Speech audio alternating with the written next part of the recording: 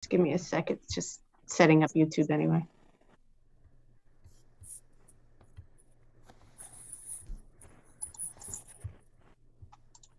Here comes Paul, so we're good. Oh, hello. Okay. I just emailed it to Christy. Oh, so okay. We can get started because we do have a quorum, and I'll let anybody else in from the missing members, Kara and Denise and Christy, Teddy and PJ, if they show up. It is 3:09, so I will call the meeting to order.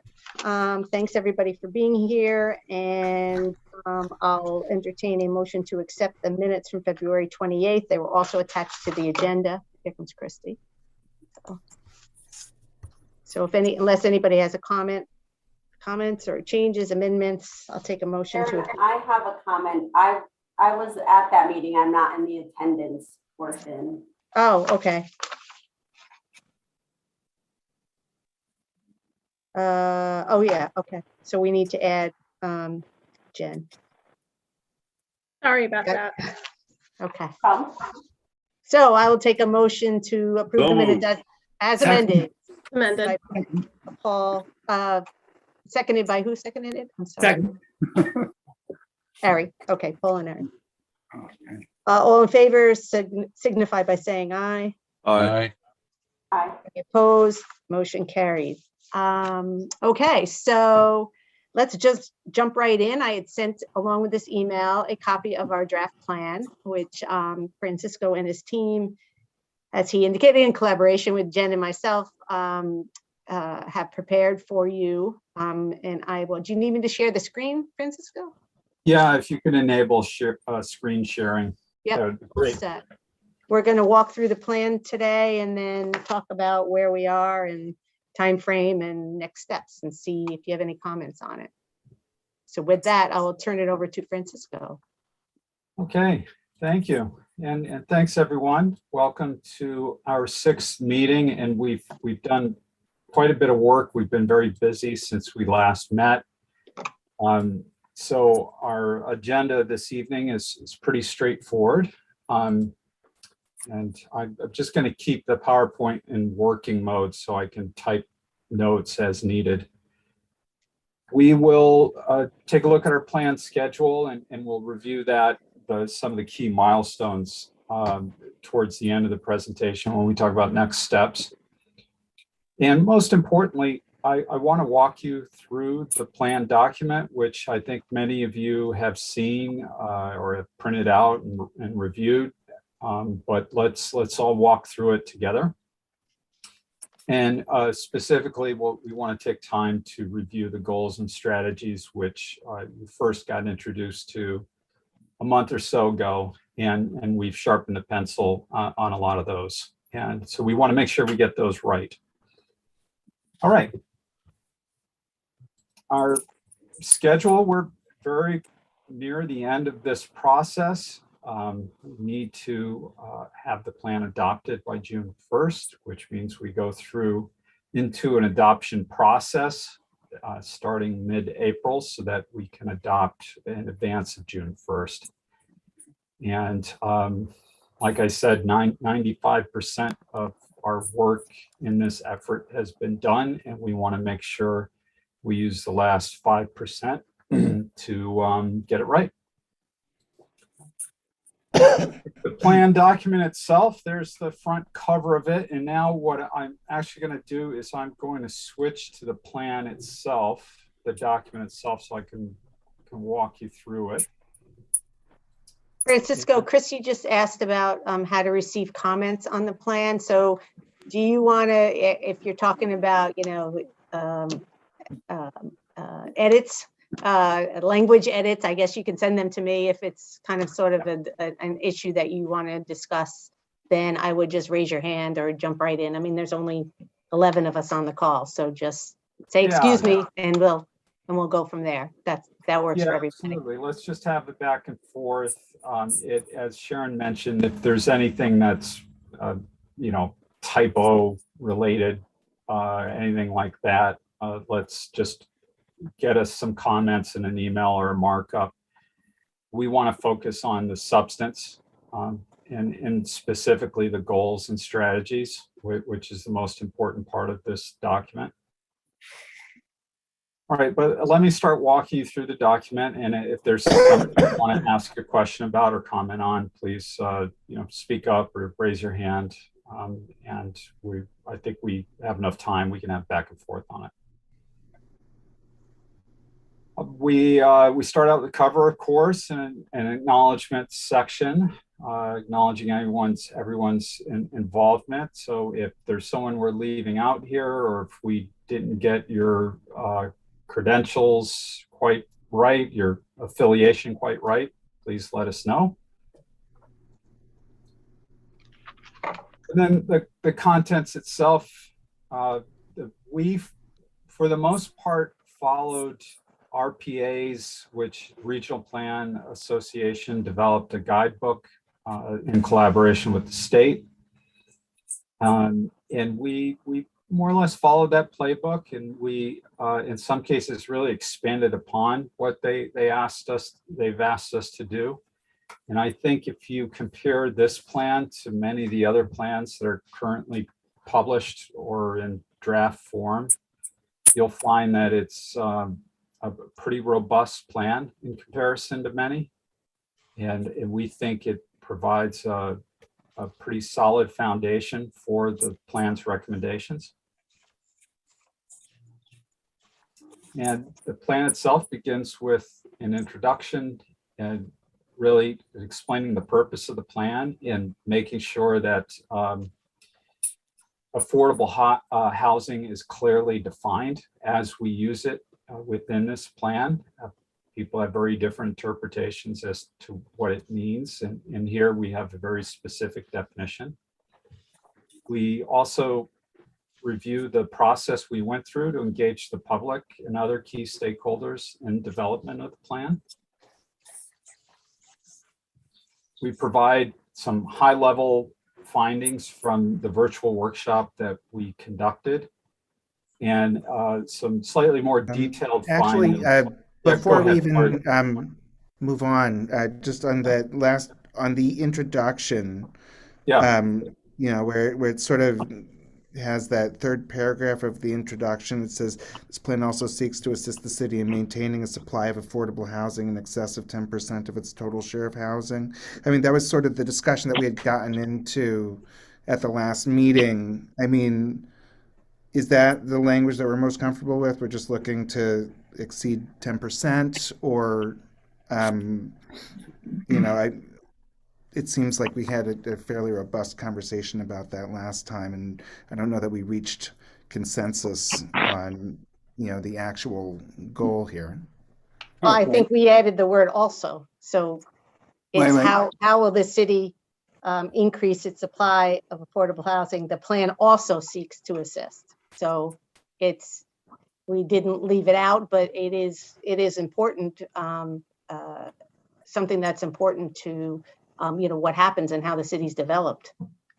Should we fall under that? So I think it's just as important that it be in as the other language. That's why we did it within also. Yeah, I mean, I 100% agree with you that we don't want to drop below 10%. I think we have unanimous consensus there. It's just, are we satisfied with 10%? 10% is lower than we've been. And it certainly doesn't meet the needs of the community. So I'm not sure that we're, seeking to assist maintaining a number that's actually lower than we're at right now. I mean, is that the focus? Yeah, can I get in this? Go ahead, Yeah. Bob. Yeah, Bob, and then Christy too. Christy. Yeah, I like the idea of a floor of 10%, and that a goal is that we are aiming to be in excess of 10%, because I look at, to be honest, looking at the state's definitions and all that, it's not really coinciding with the needs of Danbury and what we know exists. At 10%, we know there's still a big gap to in affordable housing. So I don't like the idea that it seems like we're emphasizing just, 10%'s okay. that the 10% is the floor, but that we're aiming to be in excess to the best of our ability. You can put in a phrase of anything of that sort. But we're, you know, as an old coach, you set your goals higher than what the floor is.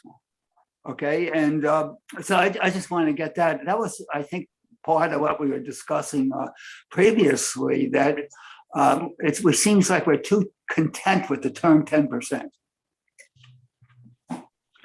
Yeah, I agree Christy? with that, Bob, and Ari, I also agree with your comments. And my overarching comment on the introduction is this is an opportunity to lead with what the vision of this committee is for the vision of the plan puts forward. And I think it's really important that we do lead with the vision. And I know we talked about this last time, but the purpose of having a housing affordability plan shouldn't be to meet the 10% threshold. The city of Danbury, has an opportunity here to lead the state in its work. You guys are already, you do better than most of the municipalities in the city. And I think it's a lost opportunity to not frame this as a bolder vision for housing affordability and put it right up front and not tie it to 830G. That's not, it feeds into all of the conflation about 830G and what the statutes are. And I think it's a missed opportunity for the city of Danbury. I just want to add that if we have a floor, should the floor be actually lower than we're actually at right now? I mean, that just seems, really lowering the bar here. If the 10%, first of all, yeah, I totally agree. Why are we tying it to 830G? We should set our own goal. But secondly, the floor that we put here is below where we're actually at by 1.5%. Well, can I mention that I'm reading this introduction here, and it says that this plan also seeks to assist the city in maintaining a supply of affordable housing in excess of 10%. Doesn't say 10%, it says in excess of 10%. I don't think that it's up to us to say that we want 11% or 12%. I think this generality that we're going to be in excess of 10% will not bring out the people that are going to be against us. Okay, but the reality is, we're at 11. Please. It gives us a direction that we would like to see it higher than 10%. But I think of putting a percentage down, then all of a sudden, then we have the opponents that will be jumping on it. But this strictly says that we want higher than 10%. What that will be, only will need as needed, and not be stuck to a percentage. Okay, but this plan itself shows that 11.5% where we're at right now is woefully inadequate. So if 11.5% is woefully inadequate, why are we saying we want to exceed 10%, which we haven't even dropped to 10% and I don't know when? That seems like an awful goal, honestly. Yeah, I agree with you, Ari, on that. Maybe I wasn't clear on that when I said the floor. The point is we are trying to meet the needs as much as possible that exist in Danbury. We may not reach the goal, but the thing is that we're always moving forward towards the goal of meeting the needs. And so the thing that bothers me is that 10% figure. I think, like I say, it doesn't meet the needs of Danbury. It's not really, as you point out, 11 point something doesn't meet the needs. So that the goal is to meet the needs that exist in Danbury. Okay, we may not be there. Maybe we don't need to say what the floor is. But the thing is, you got to move forward to what the needs are. We can't be content. If 12 doesn't meet the needs, we still should be working to meet the needs. I'd like to know. I'm going to chime in for a second because there is a relationship. We can argue about it till the cows come home. But the 830J statute is under the 830G statute. So, and affordable housing, that it requires us to prepare this plan on how we're going to meet the needs, how we're going to increase affordability in Danbury. If we drop below the 10%, that will have a real significant impact on what happens in our neighborhoods. So I think it's critical that we maintain a supply in excess of 10%. I'm not saying that meets our need, all the needs, because we go through the analysis, which indicates what's missing. And we haven't gotten to that. But part of this plan should be maintaining in excess of 10%, because we know what will happen when you drop below 10%. And so I think, again, one of the goals is it would become the floor. That would become the floor. But we don't want to drop below it. So why wouldn't you just say, let's maintain it so that we can control our own development scheme, our own zoning scheme here in the city, and work towards providing the needs of the residents, which we have documented later on in the plan. I don't Definitely need to maintain 10%, and we have unanimous consensus on that, I'm sure. But right now we're at 11.5%, and it's woefully inadequate. Can we agree that what we have right now is woefully inadequate? And if that's the case, that we can agree on that, and I really think we can, based on the very evidence that's in this report that I'm sure we all read, why are we saying 10? Like, let's put a bottom limit on it if you want it, but maybe if 11.5% is woefully inadequate, I mean, realistically speaking, maybe we don't want to put this in writing, maybe some people are uncomfortable with this, but would 15% even be enough for Danbury, realistically speaking? I question whether it would. But Ari, the units that comprise and the numerator and the denominator in the equation that comprise whether or not you're over the 10% is it, and we've talked about this, that number is going to change when the 2020 census is used. You won't be at 11%, you're going to be at 10 something. And if units drop off the list, you're going to creep down to 10%. So why wouldn't you just want to maintain at a minimum the 10% so that, again, we would control our own development, where we want it, at what density we want it, and then direct the affordability and the affordable units where we want them, plan for them. We've come up with all kinds of strategies. I don't see why leaving it. We said the plan also seeks to assist in maintaining a supply in excess of 10%. Yeah, why wouldn't we want to do that?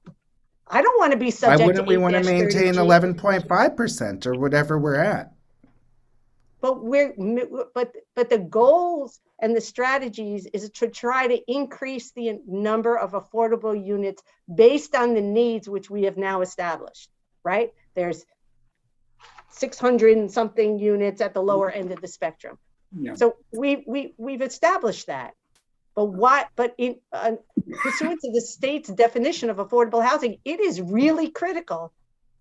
I can't stress it enough on what will happen if the city drops below the 10% based on how the state defines the 10%. Okay, but if we changed 10% to 11.5%, would that not comply with the state? That number will change every year. The statute says 10%. If you don't meet the 10%, then you will be subject to the reverse process. I'm not going to get all back into that unless you feel that I need to. No, we understand the reverse process. I'm just saying if we chose that our goal was to maintain a supply of 11.5%, that would also meet this other goal of not dropping below 10%, but at least it wouldn't be suggesting a number that's lower than we already have right now. Excuse me, Ari, the thing is that, can I just mention something that I think you just opened up a situation where you're not being fair to the constituents that say that we have enough affordable housing. We've met our 10%, and Danbury shouldn't be taking over everyone else's responsibility of Reading and Bethel and everybody else. So with this open phrase that we are going to exceed 10%, that leaves it open that that's our target, that's our plan, but we don't have to get scrutinized because we're going to be trying for 12 and then have people that are saying, what are you talking about? That's more than what we need by the state, and we're not in favor of that. So they're going to say that the credibility of our quorum here is making decisions for the part of Danbury that doesn't want to see more than 10%. And why do we need to upset them and get them so they call all the people on the Common Council and say, what the hell's going on? But perhaps we should think about framing this in terms of an actual target. We know what the gap is. I'm sure that I mean, Francisco has all the data. He could tell you exactly how many units short we are. So, and I think one of the points Ari's making is this is the introduction to the plan. You know, let's be a little bit aspirational and visionary in terms of meeting the needs of the population of Danbury. And Sharon, I think nobody's arguing the critical nature of maintaining 10%. And I think that that has to be in here somewhere. But I think to Ari's point, opponents of housing are going to look at this and say, oh, so we can, you know, we don't have to maintain 11.5%. We can drop back down. And I know that's, you know, splitting hairs, but maybe it's just not the thing to lead with in the introduction to the plan.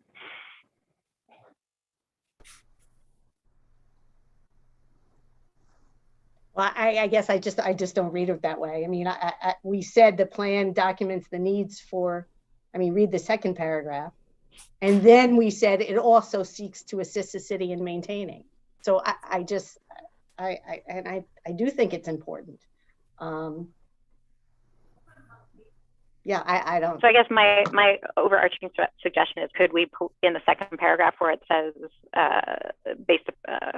where it refers to the needs, can we add the target in there that's the unit count, the shortage? I mean, you could probably do so without a specific number, right? That we seek to not only exceed the 10% as required or as recommended by the state, but also the amount that satisfies what Danbury's true needs are. Exactly. Yeah. That sounds Well, good. we could see if we can add something, Francisco, and, you know, from that section, pull it up front. But again, it's kind of sort of bypassing how, when we get to it, we identify it. So if you're saying, let's pull a couple of sentences up in the front in the second paragraph, you know, referring to the section on the gap analysis, Yeah. then I think we probably can do that. I do. I think it's important, and I also think it's important to pull the vision statement up front. And I write enough of these, I understand why it's all ordered the way it is. But again, if someone that does not do this every day looks at this, it's an opportunity to say, we want to make sure there's enough housing in Danbury for everyone that needs it. And not to lead with, we know we're required to do this plan, so we wrote this. So in effect, we become an introduction and an executive summary in a sense, right? Yes, exactly. Yeah, I think we I would can like do that, Francisco. that would be wherever you great. are. I lost Francisco on my screen, but I'm sure he's somewhere. Yeah, we can pull some sentences up from, you know, the relevant portions. I think that would be great. Okay, and we can I would move really if we need appreciate to. that very much. Okay, and we Thank can you. move the vision statement up to the front. Sharon, Paul, I was going to wait until we got into some numbers, but I mean, it's just as apropos now as it would be 20 minutes from now. But under the state definitions of affordable housing, which is not just an apartment or a house, it's affordable, but there's all these other things that have to be met, deed restrictions and whatnot. So we're really not talking about something that's affordable. We're talking about a sort of a frank and affordable definition by the state. It's not just something that somebody can afford to move into, but it's got to have all this other stuff too. At the end of the day, however, it has to be something that somebody can afford to move into. And the state defines that by taking 80% of the city's median income, the actual area's median income. And Ari has these numbers. I saw them on the online plan, but I'm not seeing them right now in the printed version. Thank you, Sharon, for printing this out for me. And I would have circled it on my iPad, but I don't know how to do that. So I have to wait till I actually find it again in the paper product. But we went through this a couple of months ago where we actually figured out that under the state's definition of what the financial means are to afford an apartment in Danbury, it turned out that the average apartment in Danbury was already affordable under the state's definition. I think at 80% of the AMI, we were looking at 14 and change per month. And Ari, you can jump in anytime. The average apartment in Danbury at that time, a few months ago, was 14 and change for a one bedroom. So it turned out You that keep saying Ari, but do you mean Francisco? I'm sorry. Yeah, or- I'm sorry, Ari. I mean Francisco. Okay. Yeah, sorry about that. Yeah. Well, Ari, you can jump into it if you know the numbers. I think it's page I don't 14 is what you're remember off the talking top of my about. head. Yeah, Yeah, 14. I think I page can't remember. 14 is your page. I did the numbers when this came out, and it was still around 14 and change a couple of days ago, but I don't have the numbers in front of me now. They're in front of me. I just can't find them. I wasn't prepared for this at this point. But it's something like 14 and change, and that's where we are in Danbury. So it turns out, ironically enough, that while we may be only at 11.54% under the CG, whatever that thing is called, CG 830G. yeah, 830G is defined with the deed restrictions and everything else. At the end of the day, the business end of all of this is how much is a friggin' apartment going to cost me when I move to Danbury? Can I afford it or not? And the state says, yeah, you can afford it if it's 14 and change. And it turns out average apartments are 14 and change. So Danbury is, if nothing else, regardless of what the numerical number is, an affordable city already. I think, and this is where I was going with this, that should be recognized in this report. It may flip out housing advocates because they may think that number is insanely high and nobody can afford that number. But the fact of the matter is the state, it's all relative to where you live. Obviously, apartments in Greenwich are going to be more than apartments in Derby, which are going to be more than apartments in Waterbury, which will be more than apartments in Hartford and more than in Wisconsin. It just depends on where you are. But right now, under the state, if I recall correctly, we are already at a point where we can say that when it comes to money, the average apartment in Danbury is affordable. And I think that should be recognized. If we're going to insist on raising that number from 11 to 12 or from 10 to 11 or something like that, I think in the vision statement, in the introduction, we should also recognize that due to whatever, and you guys can call it luck or hard work or anything you want, but the city of Danbury has been striving mightily to make its housing as affordable as possible. And indeed, we are already considered to be, just by money, an affordable housing city. I think that needs to be recognized, whether it's in the, what's that? I don't follow you at all. I mean, just looking at page 14, it does not seem like this is an affordable city at all, at least not for the people at the lower end of the income. In other words, Ari, at the end of the day, and again, I'm doing this from memory because I can't find the figures at the moment. At the end of the day, the end result of having, like, for instance, if you get a voucher in a housing voucher in Danbury will, for a one bedroom, will only cover, I think at this point, $14.31 for rent for a one bedroom. And that's the average rent in Danbury. So it turns out that vouchers were. Though. Well, there are no units available at the fair market rent. Zero. Didn't we have this conversation several months ago that it turned? Francisco, please jump in here. You would know this way better than I would. That what was the price of an average one bedroom apartment in Danbury when this report came out? It is around 1,400, if I recall. Well, there you go. Based on 2019 numbers. That's not the current numbers at all, though. We know that. Well, that's all we're dealing with. We can't deal with anything but the numbers that we actually have. That's it. We're always going to be back a couple of years. I mean, they're talking about a housing bubble now, and if this thing pops, we've all been old enough to be around bubbles before. We know what happened in '89. God help us. We know what happened in 2008. We know what happened in 1999. That it goes up and up and up, and then it pops and it goes back down. In 2005, the city of Danbury enacted I don't want to get into the politics here, but enacted a program with Homeland Security that had a deleterious effect on a large minority of the population who left the city and caused a 18-month housing collapse that dropped rents. In 2008, we had a recession that caused a several-year housing collapse that dropped rents. And I can't base this report 5 years, 10 years out on a housing bubble that's happening because of COVID, when for all we know in 6 months, the prices are going to drop again. But so in other words, we have to use the numbers that are real. I mean, God help us, we're doing a revaluation right now, and I'm hearing numbers of 25 to 35% increases on single family houses. We don't know how we're going to work that with the new mill rate. There's going to be a lot of pain involved, but it's probably going to be temporary. And this bubble hopefully will also be temporary, but we have some real numbers from the census. And I think that from what I recall, the average apartment in Danbury is already by definition affordable. And I think that should be recognized.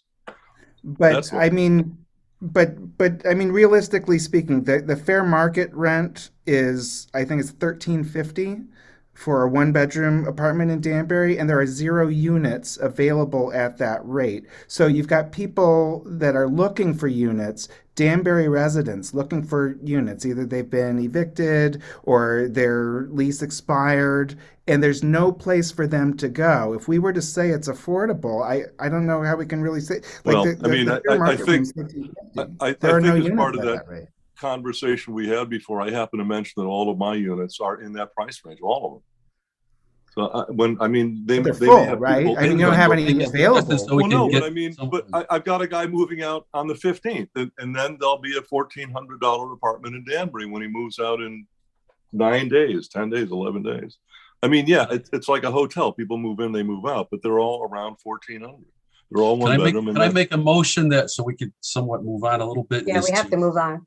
All right. So how about if we don't make it as part of the document in the fact that it's going to have numbers that are precise, if we put it in the second paragraph, let's say that the need as it stands right now in Danbury is 11 or 12% or whatever you want, but not that we're going to hold that to the point that that's going to be part of our documents.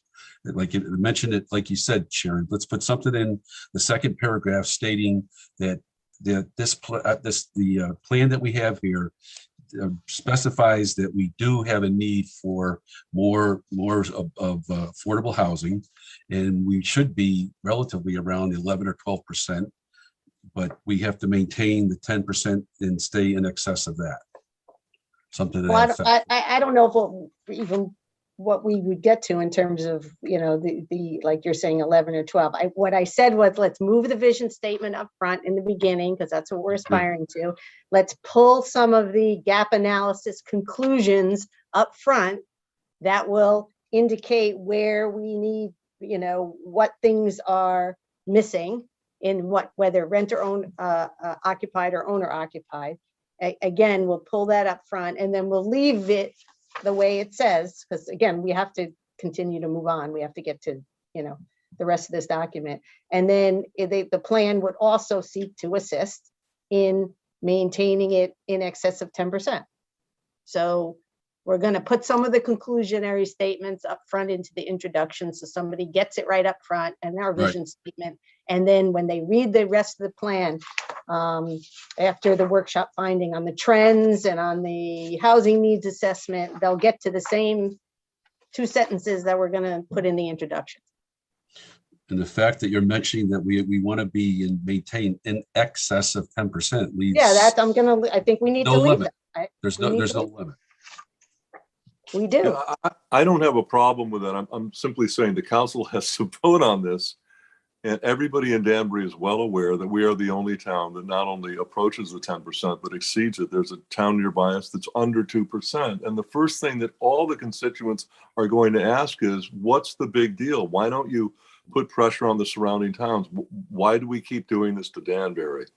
I need a backstop for that. If I say, look, we have to be, we can have this. We got to be 10%, or we get hammered by the state. But going beyond that is dangerous for the passage of this program, and also acknowledging that we're doing actually pretty well here in Danbury, comparatively, is important as well. I think on for the constituents' behalf. Yeah, I'm not what disagreeing with that. I'm just saying there is a need that's not met by the fact that we've met the 10%. And that's I the got that, gap. but that need is coming out of the pocketbooks of the constituents, and they are the ones who are going to be underwriting this, and they have to be on board or they're not going to do it.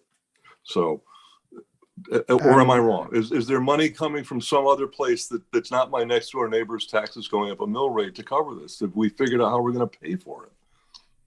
It's For great the to talk record, I about do it, but agree with Paul that, you know, the other towns ought to be doing their fair share. I live in one of the other towns, and I don't think my own town is doing enough. And it's not fair for every town in the region to expect Danbury to accommodate all of the people who need affordable housing. Exactly, but totally agree everybody, with you. all the surrounding towns as well have to prepare their affordable housing plan to say what they are going to do in their own Agreed. municipality. It's just not this plan that like we have to write it. 169 less the 10 that maybe have approved plans already have to do this by June 1st. So, you know, I just read in the towns paper. are going through getting legal, they're being sued by different developers throughout the state, and it's an ongoing process. We're not going to be in that. I think we're in a comfortable position. I just read in the paper, I don't know what town, and if I remembered, I wouldn't say it out loud anyway, but some official was saying, good God, let's not open the door to more affordable housing. I mean, these people are really serious about rejecting affordable housing. It's not a question that they don't realize where they are, or, you know, they like a little nudge. They are digging in their heels, and they are actively, and these are people that are far below the 10%. If I had to hold my breath that the surrounding towns are going to raise their limits, I'd be dead, and, you know, by the end of the day, I don't think that's going to happen. So we're doing due diligence for Danbury, and I think we're doing a great job. And so I think we are too, Bob. I agree, but I think that we need to keep things in perspective here. There's only so much we can do. There's only so much the constituents are going to allow us to do. They're generous, but they're, you know, generous to a point. And I think we need to recognize that. Well I think said. 10% is we don't want to go below that. We get that, but putting a number in like we really ought to be at 15 or 12 and a half, you know. I agree. yeah, I agree I with him. don't know. I mean, if you're looking at Danbury residents, I mean, maybe we're not comfortable, like, speaking the truth, but the reality is there's not enough affordable housing right now at 11.5%. I question whether 15% would even be enough. I mean, I understand that, you know, some of us are concerned about some constituents that don't want, you know, poor people in our backyard, but think it's a real concern. Yeah, I mean, that's not really fair. But Ben and I are on the west side. Ben Shinesi, Councilman Shinesi and I are on the west side. I probably told this story before, but it bears repeating. And we have been, there are deed restricted affordable housing on the west side. We've been in there, and every time we knock on a door, it's answered by a New Yorker and said, you know, when I heard about this, I died and went to heaven, so I moved to Danbury. That those projects did not serve Danbury residents. There is so much need outside of Danbury that when we fulfill these needs, we pull in people from out of town. This is the continuing thing, the Super 8 hotel. I mean, we see this again and again and again. Yeah, we could raise it to 50%. It would 100%. It would never do it. They'd fill up from people from out of town. And this is something that's recognized. It's just a recognized issue in this town. So it'd be like anyway, but as people have said, we have to move on, but it's one of those intractable things. If we were surrounded by 100 miles of nothing, then yeah, okay, fine. But we have towns that are recalcitrant, decidedly so, about raising their limits, even approaching the minimums.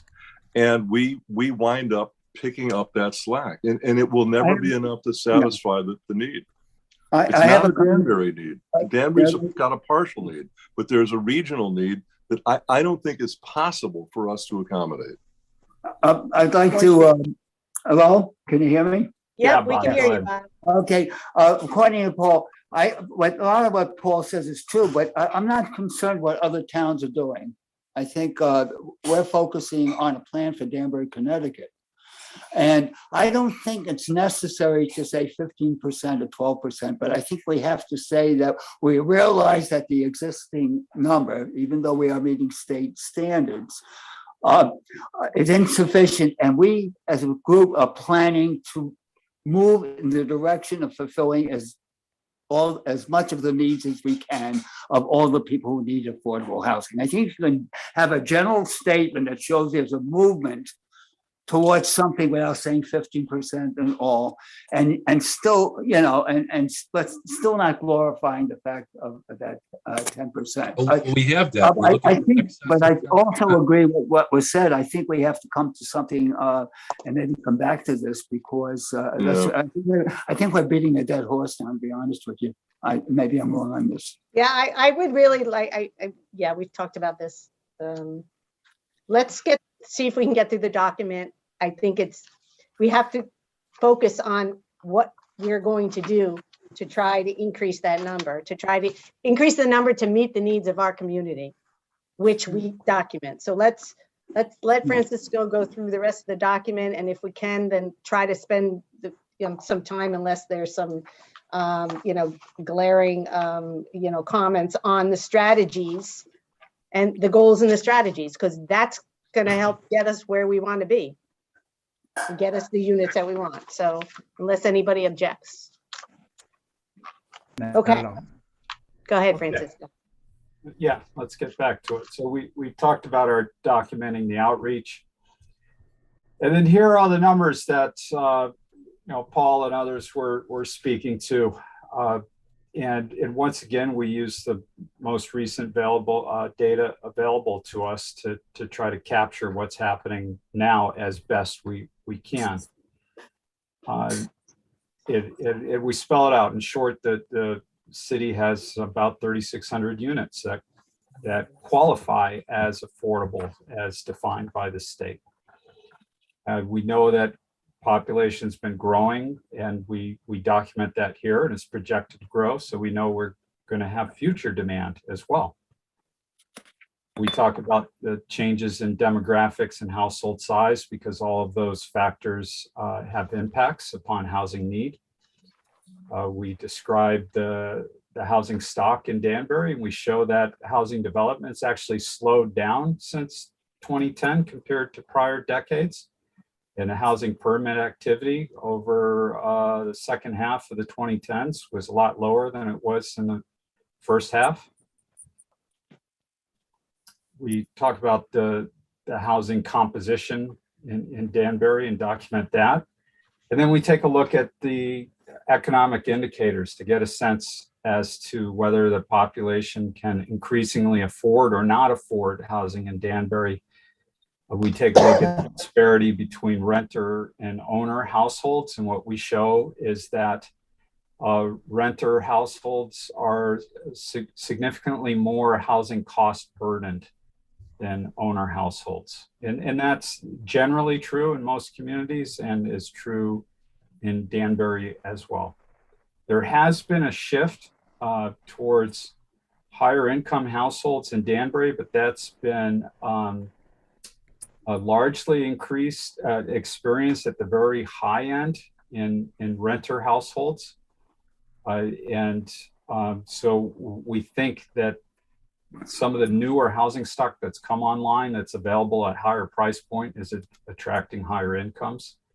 And so we see a higher shift at that end. The housing market assessment, we have lots of numbers on home rental prices, or home values, home sales prices, and this is fairly recent data. It takes us all the way up to 2021, 2020 in some cases.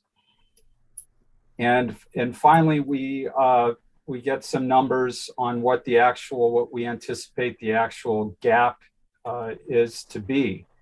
And we know that that the housing demand by the area median income is fairly well distributed. There's a demand across all segments of income.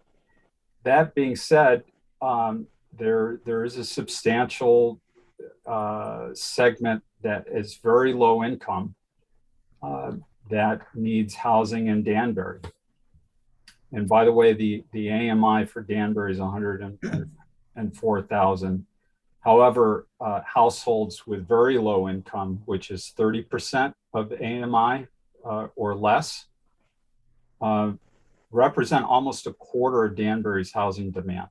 And that's that last sentence of the future demand analysis documents that.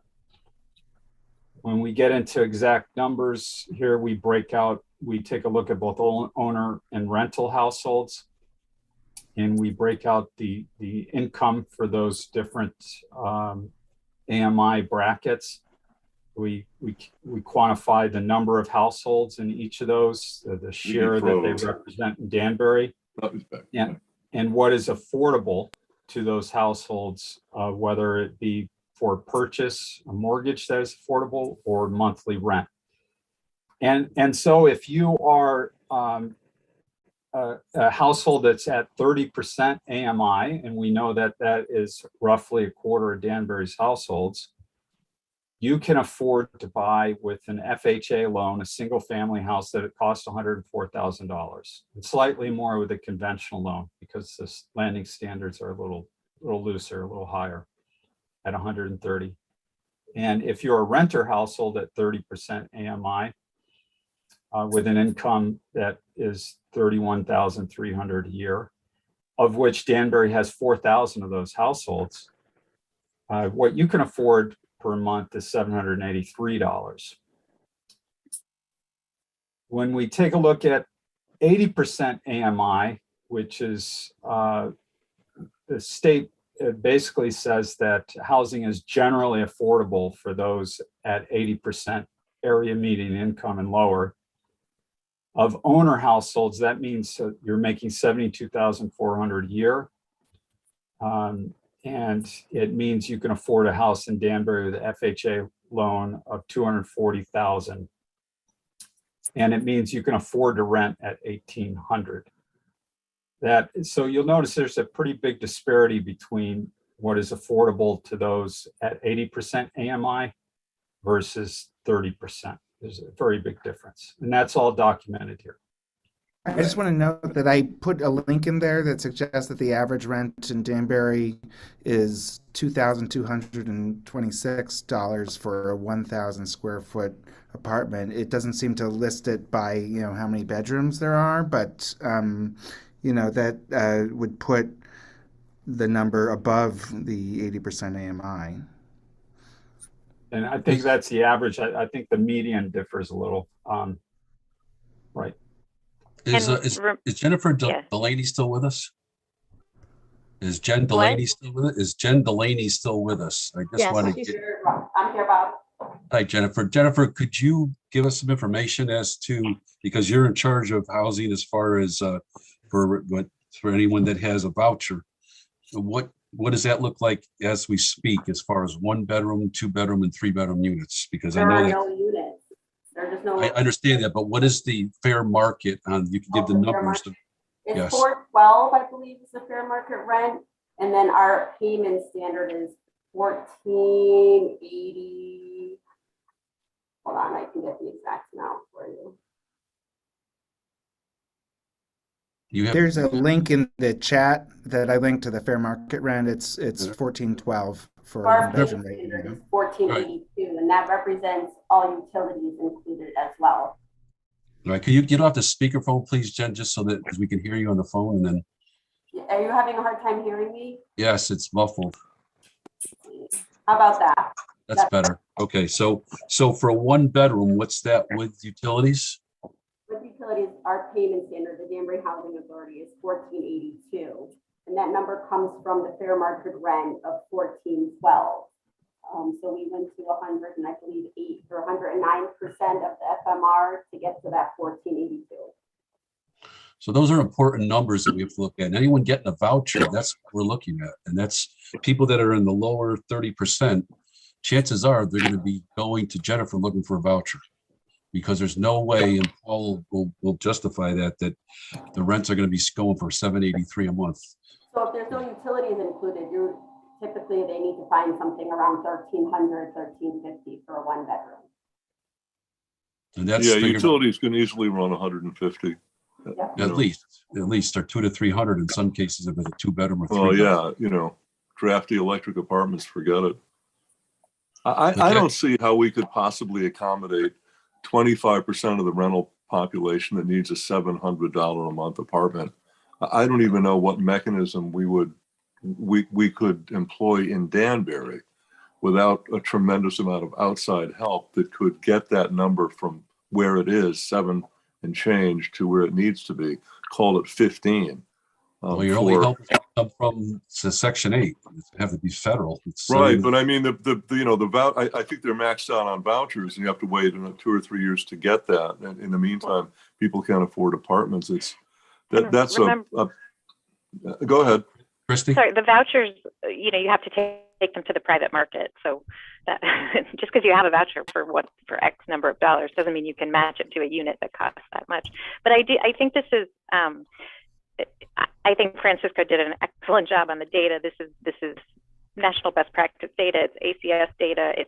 I don't think there's a lot of value in debating the analysis and data right now. I think we'd be better served moving on to the goals and the action steps. The data is what it is. It's the same data everybody uses.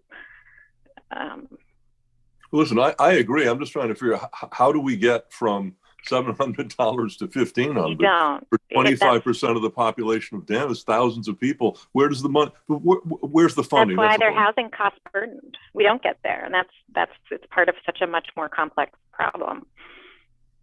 So even increasing the number of units, none of them are going to comply to that standard of rent. Yeah, nobody's going to build apartments and run them for $700. That's no, you can't. You're going to build a new apartment, you're going to run it for $2,700. It's There is ARPA funding, like the state has access to millions of dollars that can be used for development for people who want to develop more affordable housing. Or, we're also at a loss of units at the higher end. They could develop mixed housing where you've got high end and lower end in the same building. Yeah, that's why it's important to get to the goals and the strategies, because that's the opportunity to figure out how to increase the supply and then chip away as best you can at the deficit. Yeah, sounds good. Okay, so I'll quickly move through this content. The state asks us to take a look at land use and zoning, and the purpose of this is to assess where we have some potential for development to occur and how the zoning might need to change to accommodate development. So we've documented that here. What we see is what we believe is the most potential is surrounding the downtown, because we have infrastructure, we have higher density zoning districts that allow for a greater range of housing type and housing density. And that's where we see a lot of the potential, not the only potential, but much of the potential. And that brings us to our implementation plan. Once again, our housing vision statement, which we will either entirely relocate to the front or copy up into the front.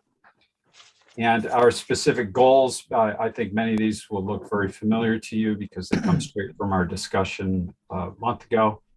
And with that said, let me go back to the PowerPoint so that I could take notes within the PowerPoint as we speak. And I have all the goals broken out here as well. We have 6 goals, and we'll go through these one by one, so I won't read them now. And that starts with goal 1, which is to increase the supply and range of affordable housing in Danbury and maintain an affordable housing supply in excess of existing supply. We've identified 7 strategies for that. That starts with strategy 1, encourage homeowners to extend deed restrictions to maintain affordable housing supply by offering incentives. Number 2, increase the number of housing vouchers provided through the Danbury Housing Authority. Number 3, partner with institutions to establish affordable housing in Danbury. Number 4, implement inclusionary zoning. Connecticut General Statute enables this, similar to Stanford's program. That would basically require the construction of affordable units for any development over a certain size. Here we recommend 10 or more dwelling units. Revise the zoning regulations to relax dimensional standards in the downtown area. Consider removing prohibition of using the incentive housing option and the housing redevelopment option together. We tripped over that last month, but I think you understand that it's these are a couple of zoning options that you can't concurrently or you can't use together right now, and that this would allow a little more flexibility. And finally, revise zoning regulations to allow the development of affordable accessory dwelling units in appropriate residential zoning districts.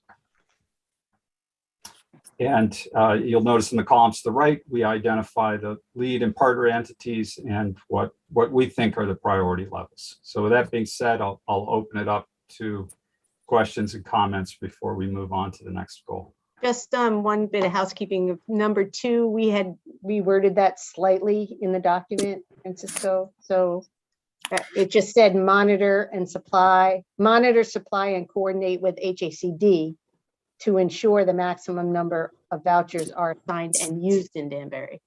Oh, I think we just reworded that, and maybe that was just some more language. So I have we'll one. Just go back to. Go ahead, Christy. Sorry. One thing I just wanted to add, a little bit along those lines, Sharon, is ensure set-asides for the homeless at the housing authority. Most communities of your size do that, and I think that's one excellent way to something you could add here that would also support this goal. Could you repeat that, Christy? Yeah, could you repeat that, Ashley? Yeah, I would just include in the action strategies, ensuring set-asides for the homeless population through the housing authority of the city of Danbury. And again, set-asides. Okay, I didn't hear that part. Yeah. Okay. Can I speak for the housing authority regarding that? We have 91 Mainstream that we have given to the CAN. So we have definitely enough vouchers set aside for homeless individuals. which I think is awesome. So maybe it's a maintain. You just wouldn't ever want to lose those. That would have a really outsized impact on this work. We have a homeless preference as well. So everyone that's homeless goes to the top of the list. So let me just make sure we get this right, Francisco. I don't know where you're writing this, but it would be maintain the HAG set aside for the homeless population. Is that what?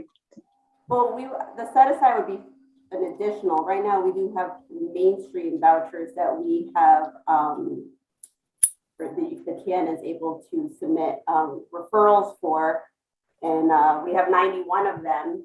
And there's probably about 40 out there searching. There's just no units. So I don't think that would really going to help the situation. We already have those vouchers out there.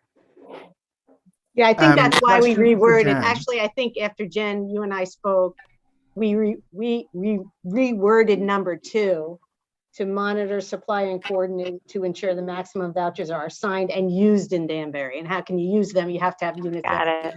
Yeah. Sorry, my notes are on the pre-edited version. Yeah. Okay. Question for Jen though. So like right now we have 90 plus vouchers, but is that number inflated due to the pandemic? I mean, we're coming up with a plan that hopefully would last beyond the pandemic.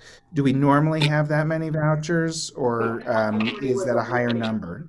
No, the Housing Authority was awarded that. So the 91 are vouchers that we have through HUD for homeless and disabled population. So it's under 52 years old with a disability and homeless or coming out of a nursing home, but we typically give those to the PNTs, to the shelters.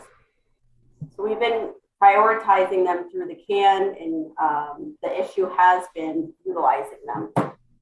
There's no units. But my question is, do we normally have that many vouchers, or is it higher right now due to like extra funding related to the pandemic?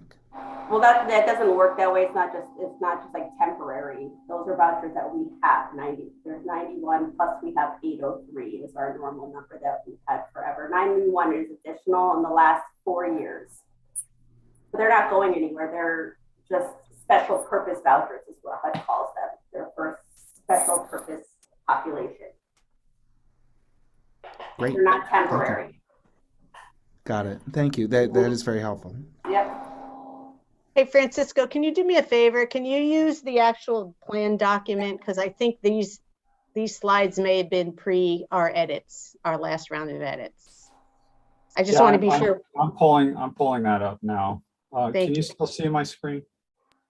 Yeah, but we see the Yeah, I'm looking at the old ones. It's actually quite a it's bit the old different. it's the old Sharon, the one you printed is very different from the one. Yeah. right. Yeah.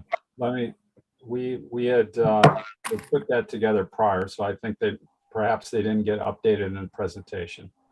Yeah, just use the document. Let me go to the actual plan document that was sent out. Sorry about that, everybody. Sharon, I just had one more comment on this section, which is it would be great, and the whole state struggles with this, but something to work toward is updating your inventory, including NOAA units, so naturally occurring affordable units. If you're going to say you want to increase, you do need to have the baseline data with which to measure that increase. And there are lots of ways to skin that cat, but. Okay. Yeah, I saw your comments. I was going to get back to them.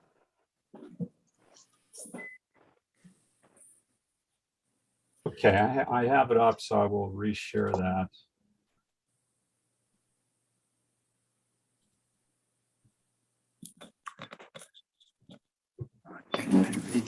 Yeah, I don't know that we have I don't know that we have a list. So to create a list, we do. We have a visualized. We created that for the state, the entire state. We have a GPS, VIS of every assisted unit in the state. So it would be one place to start, and I can talk with you offline about how we could do that. Yeah. Okay. So the city would, document and update the NOAA units.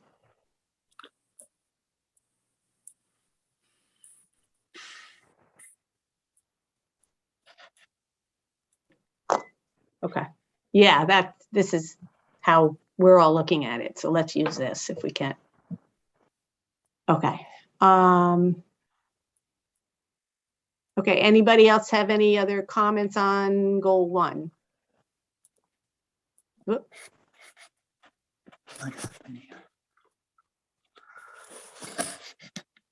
Nope. Let's see any. We lost your screen there. Oh, there you go. Yes, we did. Okay, he's back. It's back. Okay, so we'll leave 2 the way it is, monitor and continue to coordinate to ensure. That's the voucher discussion we just had, and then update the inventory of the NOAA units.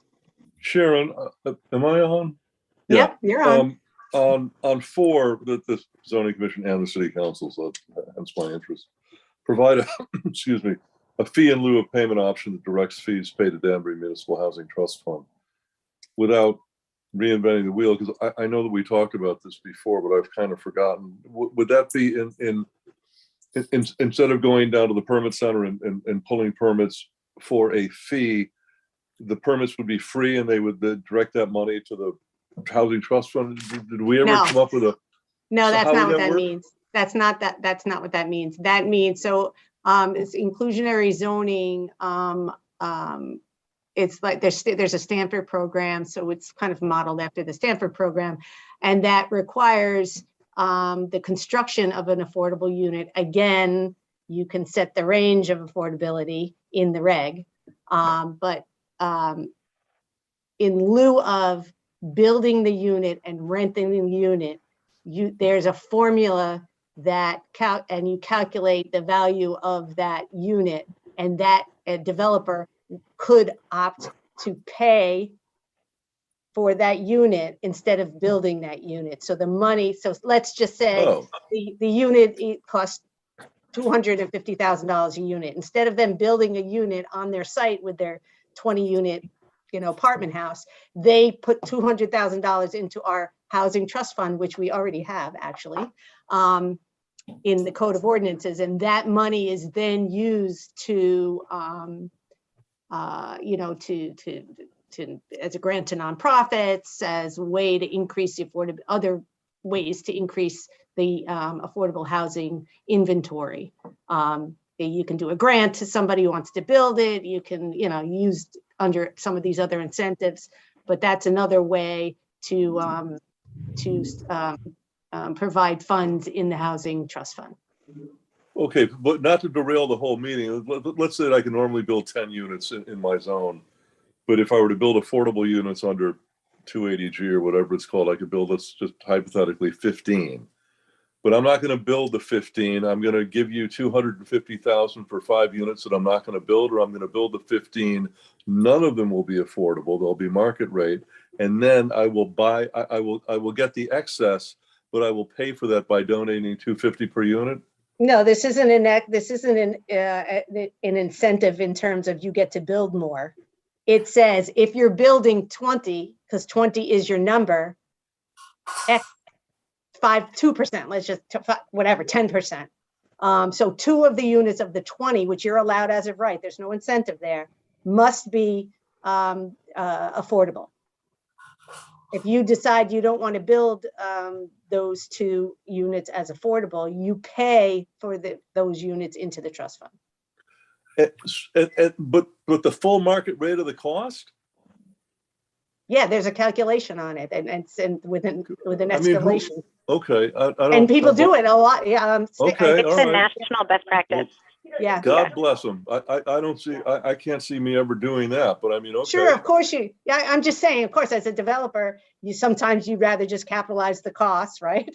And pay it out. You're done. And then you don't have to monitor, you don't have to, Yeah, okay, all right. I mean, but if I had $250 burning a hole in my pocket, I just build a unit. That's what I. Well, you capitalize it into the whole project cost. So yeah. It's different. Okay. All right. Got it. Thanks. But that's how that works. Okay.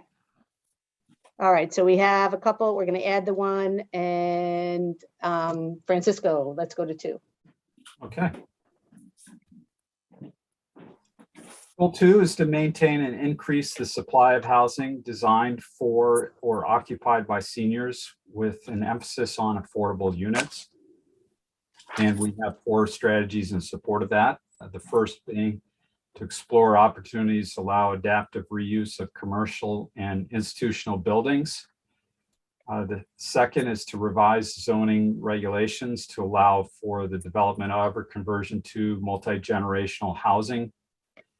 The third, maintain and promote existing elderly disabled tax credit program.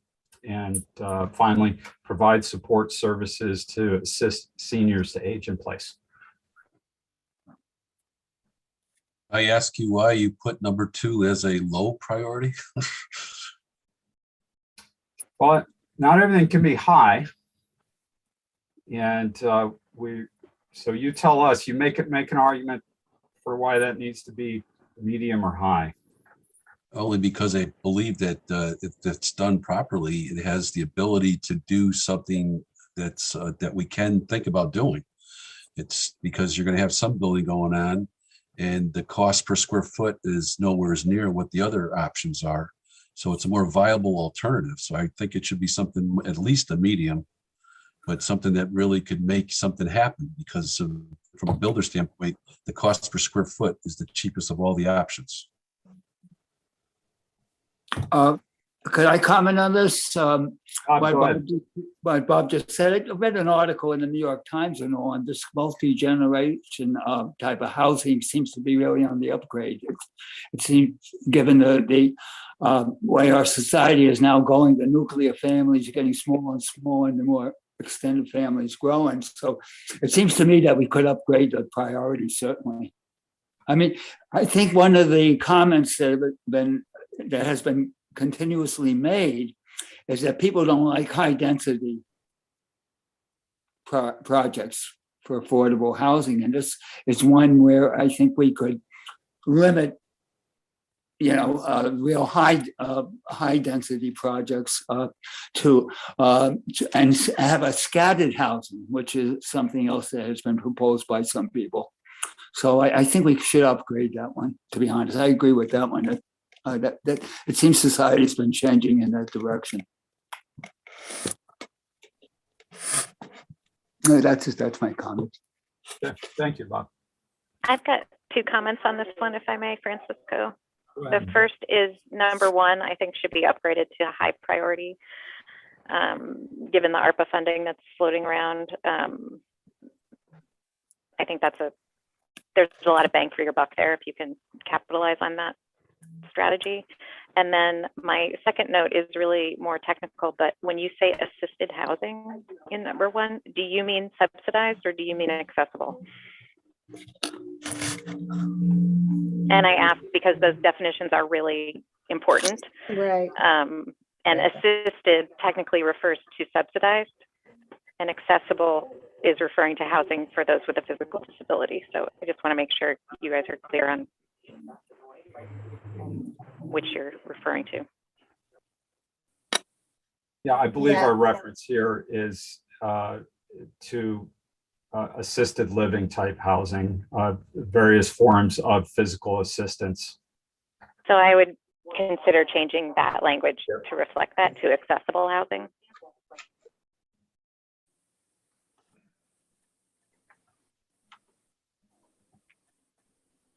Yeah, I caught it in one place and I didn't catch it there.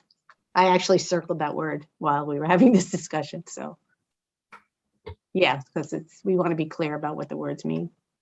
So we're talking about 4. How would 4 read? It would be, no, it's number one in Oh. the 3rd line down where it says, and assisted housing, it would be accessible housing. Okay. Just a comment here on rezoning commercial districts or watering them down. That's a slippery slope. Sharon, more than probably anybody in Danbury, knows my position on that. It's a really important part of our grand list, diffusing the tax burden from homeowners to businesses and things like that. And when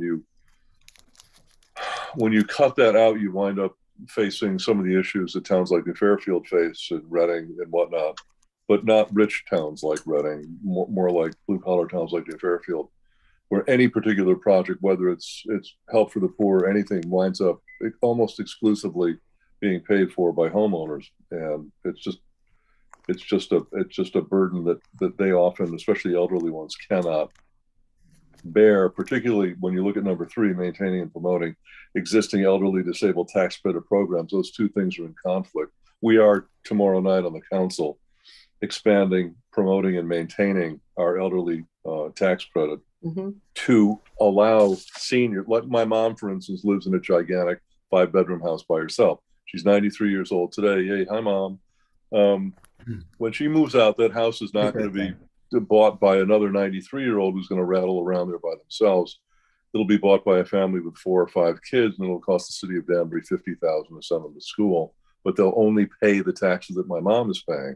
So the idea is to keep my mom in that house as long as we possibly can to keep that parity with the school. So there's a lot of things like that we're doing, but part of the whole pie for taxes is having a really diffused and diverse tax base.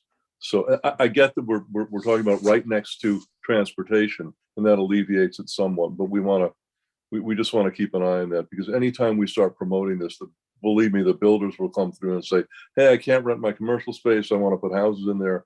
I want to, put kids in there and things like that. That's fine, but it has a downstream effect. Yeah, I think that's why we worded it kind of explore opportunities to allow it. Not saying we're doing it. I mean, we know we'd allow that in, the P&D, we have these provisions for unused. So we're just saying, maybe think about it, but we don't know what the implications are until we get into some full analysis of it. So yeah, if we go from low to medium or high, it changes the thrust. That's all. Yeah. I'm comfortable with low. Going to medium or high, I start getting a little nervous on that.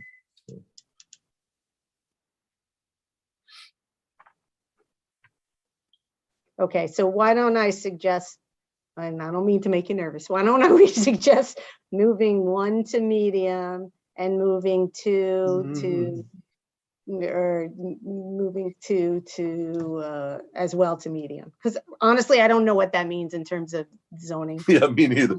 So we have to look at all of that. What we know we need to do is 3, which is maintain what we have, because that's a And we're gangbusters on 3, guys. Yeah, right. I talked to Donna about some things going on as well. So if we have a high and 3 mediums, that's pretty good. I mean, we have a lot of zoning work to do. We're not going to be able to do everything all at once. So we have to just kind of sort of spread it out. And there has to be an analysis of really what does this mean. So are we okay with that the way it is? And then we changed assisted housing to accessible, Francisco, in the first one. Right. Okay. I'll take no comment as move on. Number 3. Let's go to number 3. Goal 3 is to increase the supply of housing in and proximate to Danbury's downtown with an emphasis on affordable units.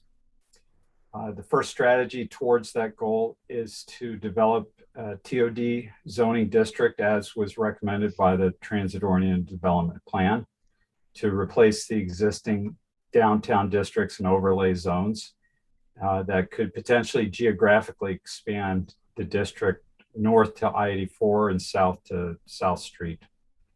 The second strategy is to relax the restrictions on building height in the CBD Main Street historic overlay zoning districts to allow increased density for the provision of affordable units. And finally, to reduce parking requirements for downtown residential developments that provide affordable housing. And let me just add that 1 plays into number 1 on the previous goal. Exploring ways, for adaptive reuse near transit. So it all kind of plays in together. And as Francisco indicated, was a recommendation of the 2019 TOD plan. And I am fairly certain would be a recommendation of the 2023 update to the POCD that we're working on now. There are, as many of you may know, there are a lot of districts downtown. There's overlay districts. It gets a little confusing, and this would be a good opportunity to kind of, make sure everything kind of jives and moves forward, and talk about transit-oriented development near the train station, and that may reach a little beyond what we know as our CBD district, into some of the surrounding CG20 zones. Where we don't even allow housing, and it's right across the street from the train station. So, this makes a lot of sense from a zoning perspective, and we've been thinking about it for years, actually. I have one question. Yep. Does anyone know how the Nolans did what they did and got state funding? And I don't know if they started a nonprofit, but they were able to build like Harrison Square or whatever downtown. Yeah, that's a tax credit. Yeah, is that something that's still available? Well, I think they got state it was done tax for the state credit. of Connecticut, right? Yeah, well, yeah, yeah, it's a tax credit program, and that is, and they're deed restricted.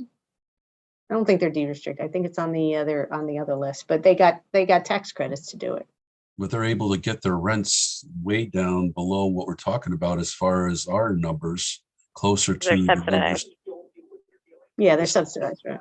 Yeah. Okay, so is there anything like that available for someone like me to come in and work with the state? Would you know that, Christy? Yeah, you have to, you would need to partner with the nonprofit developer, and you would have to apply for either the 9 or the 4% low income housing tax credit rounds. Yeah. Through CHAFA. Right. They're a nonprofit rental housing corp. Right, so this still exists. So this is an opportunity we haven't talked about every year. Mm-hmm. So it's something we need to talk about, right? It's a state program, Bob. We don't run that. It's a state. It's a state program. No, but the would developer you have has any, to initiate that. Right. I understand that, but would you have any provisions so that it's like part of the plan that we can incentivize this? if someone does it, it's a good idea because it just makes a world of difference in pricing. If it's too complicated, then say no, Bob. Yeah, I'm not quite sure what I mean,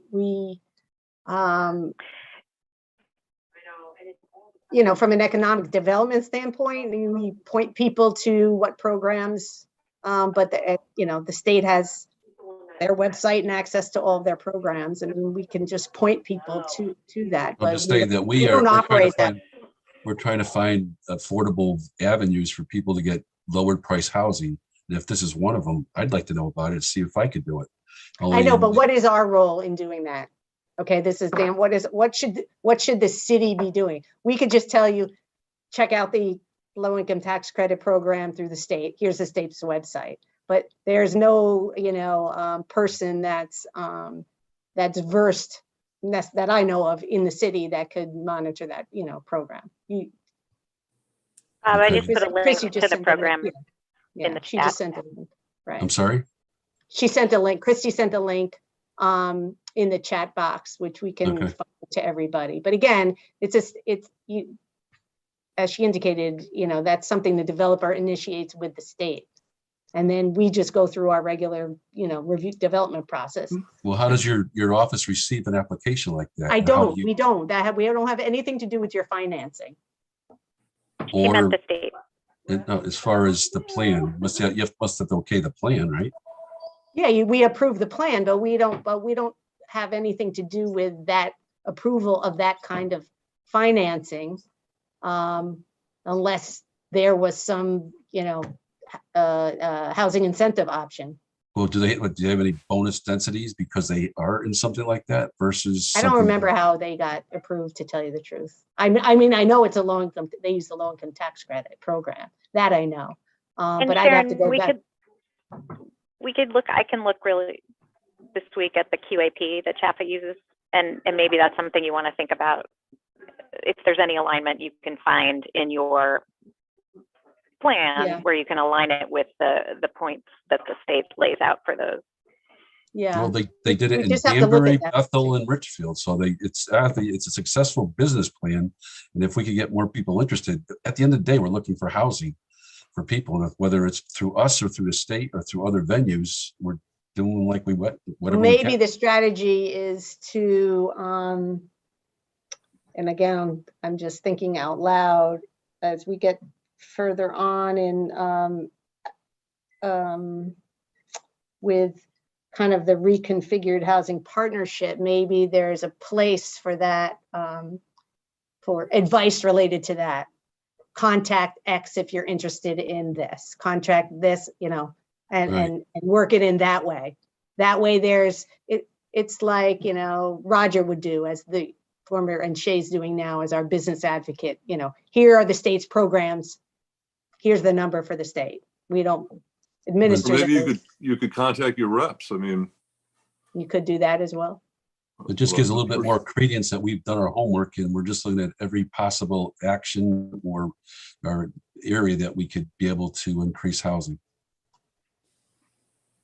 Okay, let me make a note and see. I forget where we put the one on the housing partnership. Actually, it's in 6. And so in goal 6, I'm just going to make a note and we can get back to it. Or coordinate or advise, something about advising of state programs or something like that. State options. Excellent. Okay. Okay. On 2, Sharon, relaxed restrictions on heights downtown. I'm comfortable taking that from medium to high. I don't know what the panel thinks about that, but I think it's time we started seriously looking at. Yeah.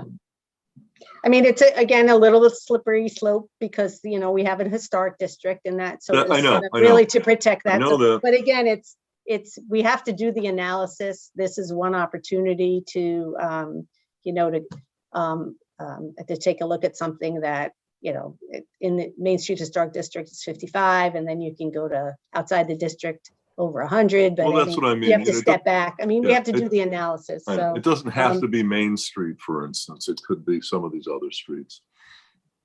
you don't want to lose that Main Street character. And I think we could, Yeah. But the height, if you're gonna get the height, you should be doing it, I think, promoting it downtown, otherwise.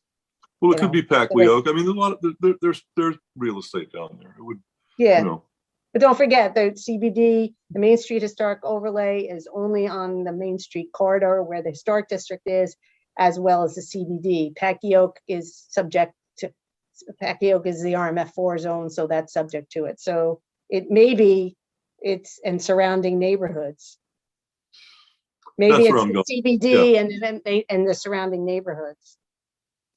I mean, I Because thought that Kennedy would- Flats was going to be the sort of the spear that really began to change everything, and it turned out to be like a Hamden condo complex. No offense to the folks that put up Kennedy Flats, but the original plan with Dan was I don't know, some downtown New York tower development that an insurance company would build in the 40s or 50s. It was an interesting proposal. It didn't happen, but you know, it's just a matter of time. Yeah, I say in the CBD and the Main Street Historic Overlay and the surrounding neighborhood zoning district, something like that, Francisco. And then I don't mind moving that to high either. Me too. I agree. Thank you. I'm trying to remember Lincoln Towers. Is that what I'm thinking? The Metropolitan Life built out in the 40s or 50s. Oh, I don't know. Okay. For Francisco, foster relationships. All right, yeah, goal 4 is to foster relationships that ensure that the housing needs of the city's most vulnerable residents are met. First strategy is to continue to work with local social service agencies and providers to ensure that needs of the homeless are met. And the second is to advocate for a regional approach to addressing the issues surrounding homelessness. Okay, I have a couple comments, but Ari may want to go first. Well, you know, we haven't listed any partner entities for one thing, but I definitely, I think Paul mentioned earlier the need for a regional approach, and I think, you know, there are other towns nearby that are not pulling their weight on affordable housing, and that would be a good thing. I don't know what power we have as Danbury to, you know, get them to have more affordable housing in the other towns. But, you know, I think that's all important.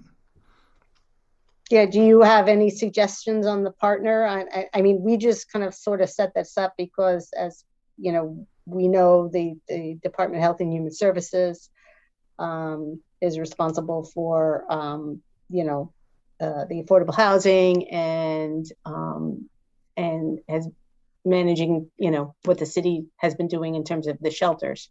So I had them as the lead, but wasn't really quite, I mean, we can start to list local social service organizations. I mean, we're just trying There to are keep several, but it's Yeah, a I small know. box. You know, there's us, there's Pacific House, there's Catholic Charities, there are numerous ones, but you know, obviously it's a small box. We can't list them all. So why don't Well, I then I just, The housing Consider listing part- Opening Doors Fairfield County. I mean, that is the regional COC. opening, Works for did me. you write that in your doors? Yeah, I did. It's ODFC, which is, there are two continuums of care in the state of Connecticut. You fall into one called ODFC, and they have incredibly done an amazing job of regionalizing the homeless response system in the region. And Ari's intimately connected with all that work. Absolutely. I think that would actually summarize it all, because all the nonprofit organizations are working through ODFC and with that infrastructure and support. So that really belongs there. Okay, perfect. Thank you. You guys know better than me. Okay, number 5, Francisco. I'm sorry, can I add one? I want to Sure. add one thing in number 4, which is goal 4, number 4. Can you scroll to that? Is there a number 4? Oh, there's only 2. No, 3. There's only Just two. want to add that Yeah.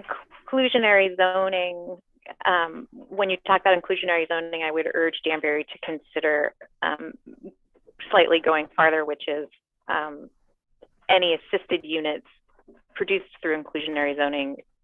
You should consider focusing them at the 0 to 50% AMI threshold, because that's where the unit gap is. It's not at the 50 to 80 to 120. So if you're going to go the route of inclusionary zoning, which I hope you do, please take it a step farther so it's meaningful and you're not producing units that we already have, but you're producing units that we have a documented gap for in Danbury. That would be my intention, honestly. As we haven't drafted anything, but seeing the models that are available, that's where we should be aiming. Say it, so yeah, no, that's fine.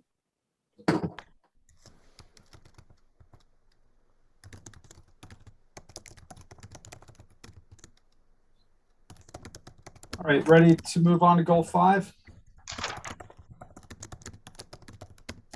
Goal 5 is to administer, educate, and support affordable housing initiatives, with the first strategy being to direct ARPA funds received by the city towards affordable housing initiatives, followed by reactivating Danbury's housing partnership as the committee that would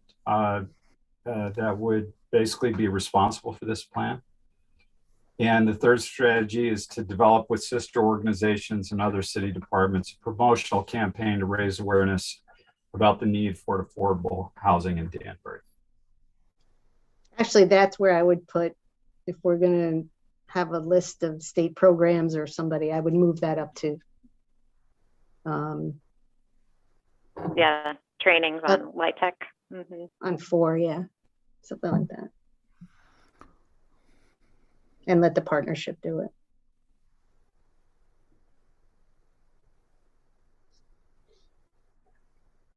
Yeah, in terms of this, I would just say that we heard many times that, oh, is that Perry? Sorry, I didn't recognize. Sorry, let me let Perry back in.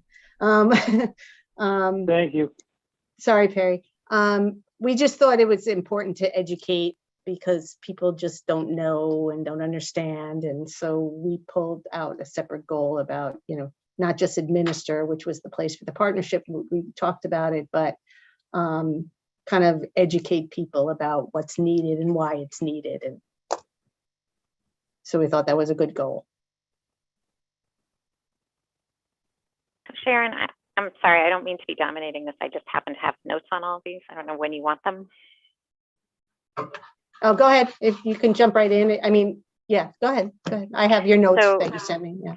For number 5, I think number 1 is great, but it needs to be more specific, right? There's a massive amount of, you can go a lot of directions with ARPA. And I would also urge you to consider as a city and a council looking at using ARPA funds in a programmatic way and not a project specific way. And I can get into detail with you on what I mean by that, but and then the other thing is just the regional, number 3, I think you should change the word develop to support, because there are already organizations working regionally on this issue.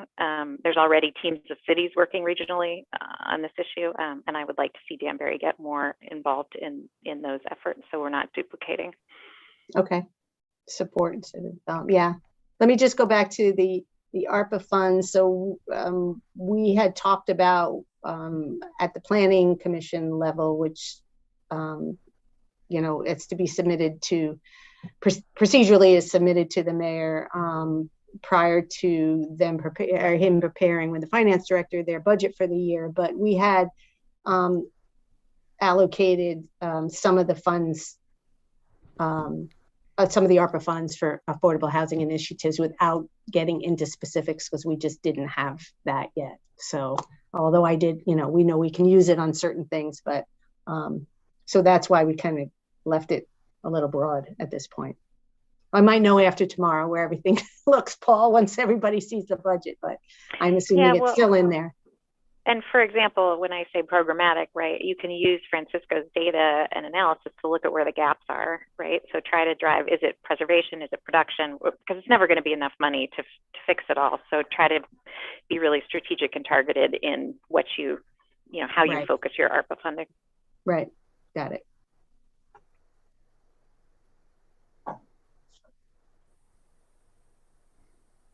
Right. Any other comments, thoughts on under goal 5?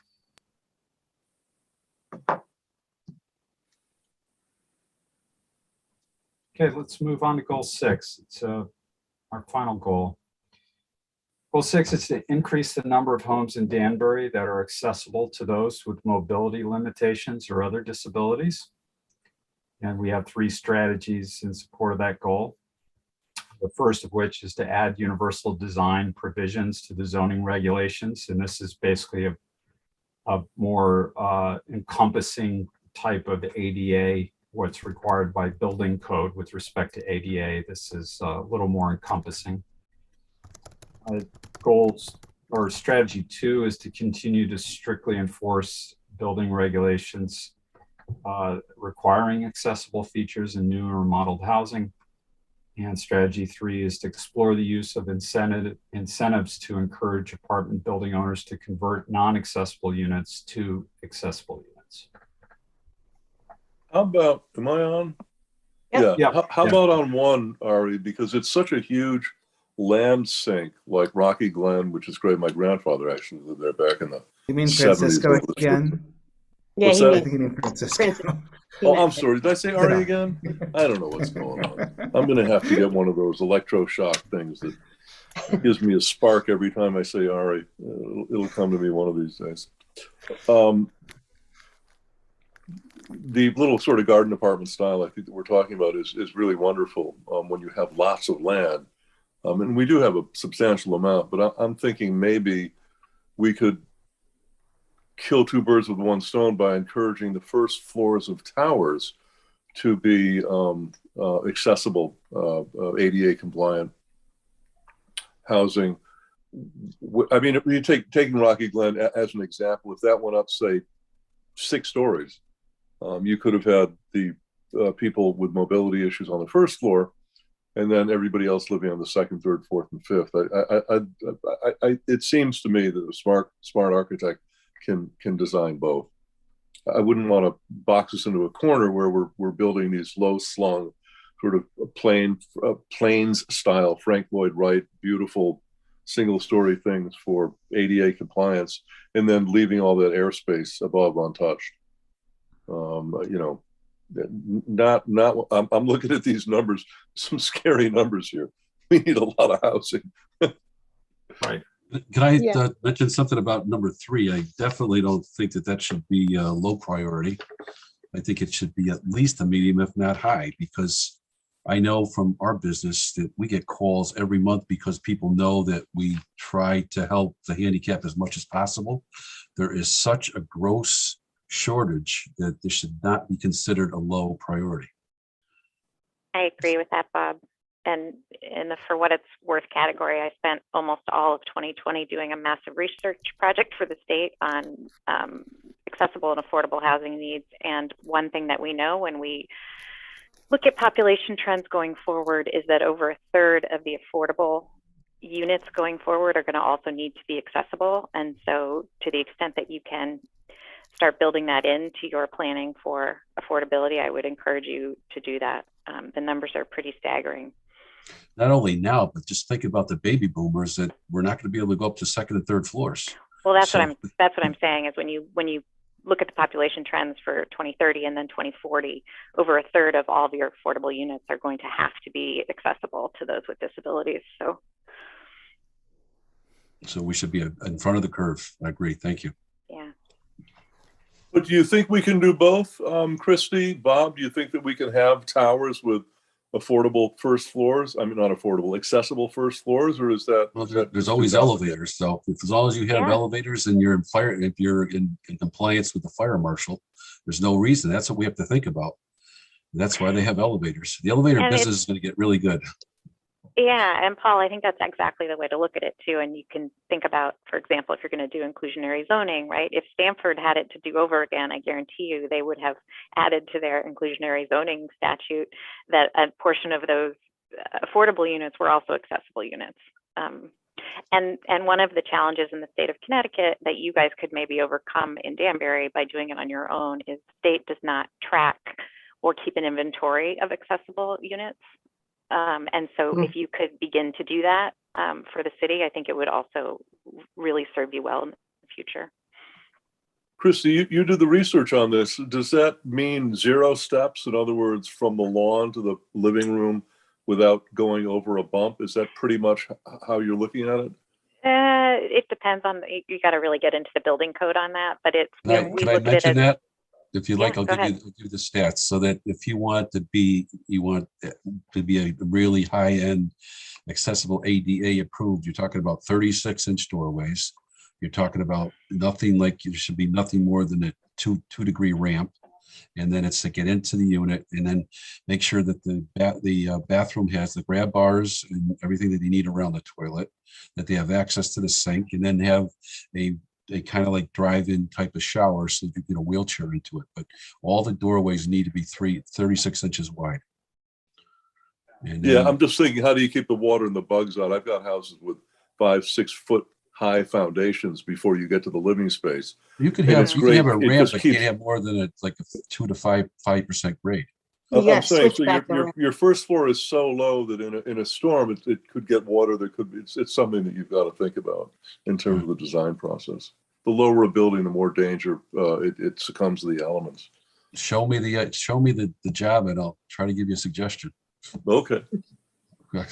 one of the things that we explored with some national partners on this too is that you can build with a 36 inches and you can build partially accessible and you can add some of the features later if you need to. So yeah, you like block the walls, but you don't have to put Exactly. the things in the walls. Yep.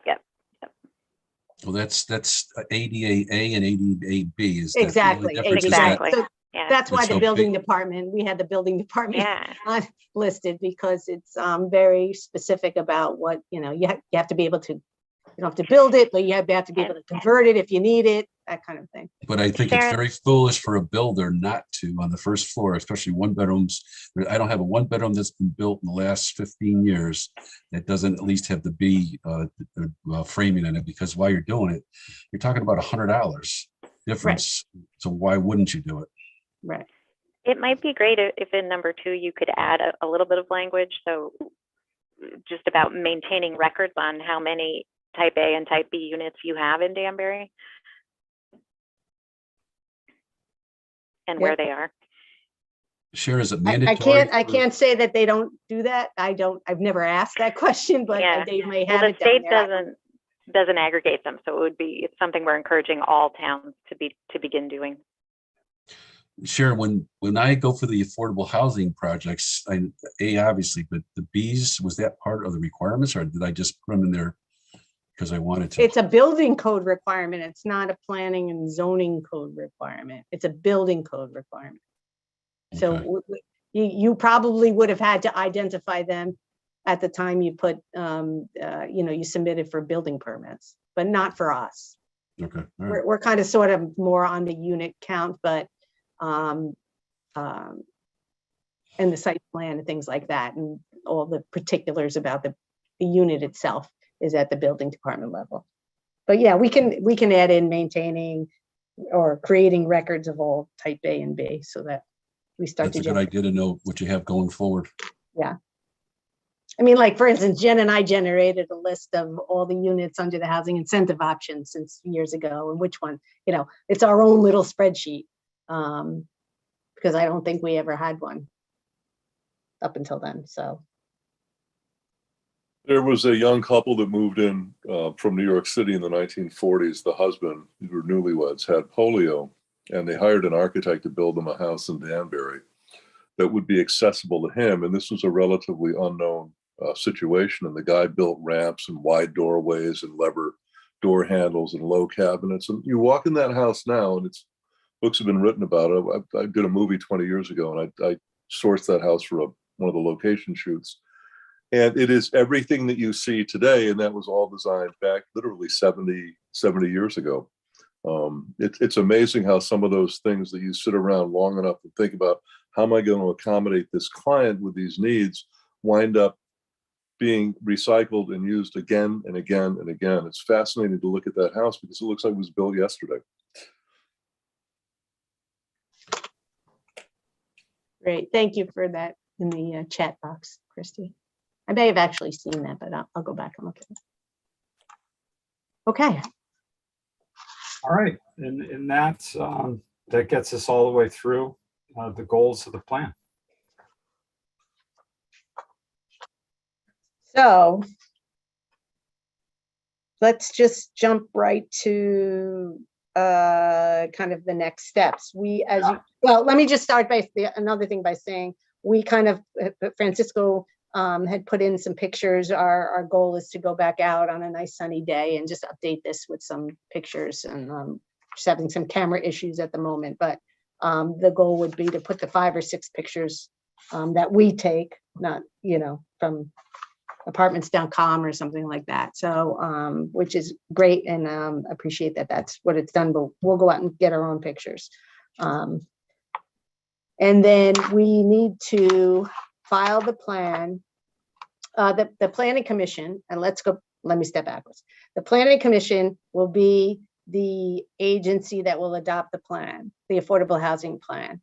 And why is that? Because the Affordable Housing Plan is also part of the Planning of Conservation and Development, and we will carry these goals into the housing section of the Plan of Conservation and Development. And since that is their responsibility under the statutes, we thought it made the most sense to have the Planning Commission being the adopting agency. So the Planning Commission meets on May 18th. So we would schedule a public hearing on this draft plan for May 18th, which gives us enough time to make any amendments we need to. I'm presuming they'll adopt it on that night. If not, they need another meeting. There is time for another meeting ahead of the June 1st deadline, so we can report to the state that we have an approved affordable housing plan. In order to hold the hearing on May 18th, we have to file the plan in the town clerk's office and put it up, I think, on the website, Francisco, by the 13th. So that being said, I'd like to be able to, we said we scheduled another meeting for this group on Monday, the 11th, if we need it, or we can make these changes. And then if you have obviously additional comments, we'll take them during the, the period of time the public's commenting on it, and wrap any other additional changes into the final version.